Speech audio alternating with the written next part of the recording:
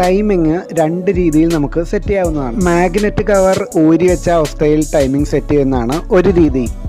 Magnet cover തുറക്കാതെ timing set ചെയ്യുന്നതാണ് മറ്റൊരു രീതി. മാഗ്നറ്റിൽ 3 തരം മാർക്കിംഗ് നിങ്ങൾക്ക് കാണുവാൻ കഴിയും. ടി മാർക്കിംഗ്, എഫ് മാർക്കിംഗ്, പിന്നെ ഒരു ബ്ലാങ്ക് മാർക്കിംഗ്. ബ്ലാങ്ക് മാർക്കിംഗ് എന്നതുകൊണ്ട് ഞാൻ ഉദ്ദേശിച്ചത് ഈ കാണുന്ന വരെയാണ്. മാഗ്നറ്റിലെ ഈ കാണുന്ന ലൈനും മാഗ്നറ്റ് കേസിനുള്ളിലെ ഇവിടെ ഉന്തി നിൽക്കുന്ന ഈ പ്രൊജക്ഷനും രണ്ടും ഒരേ ലൈനിൽ വരണം.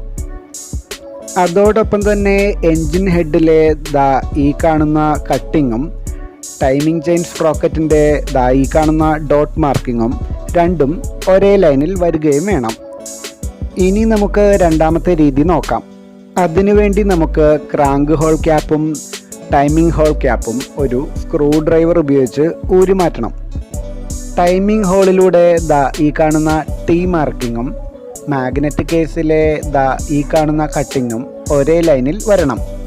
അതോടൊപ്പം തന്നെ മുൻപ് സൂചിപ്പിച്ചതുപോലെ എൻജിൻ ഹെഡിലെ ഈ കാണുന്ന കട്ടിങ്ങും ടൈമിംഗ് ചെയിൻ സ്പ്രോക്കറ്റിലെ ഈ ഡോട്ട് മാർക്കും രണ്ടും ഒരേ ലൈനിൽ വരികയും വേണം. വാൽവ് ടൈമിംഗ് സെറ്റ് ചെയ്യാനായി ഈ 2 മെത്തേഡിൽ ഏതെങ്കിലും ഒന്ന് നിങ്ങൾക്ക് ഉപയോഗിക്കാവുന്നതാണ്. പുതിയ ഇൻഫർമേറ്റീവ് വീഡിയോയുമായി അടുത്ത ദിവസം വീണ്ടും കാണാം. താങ്ക്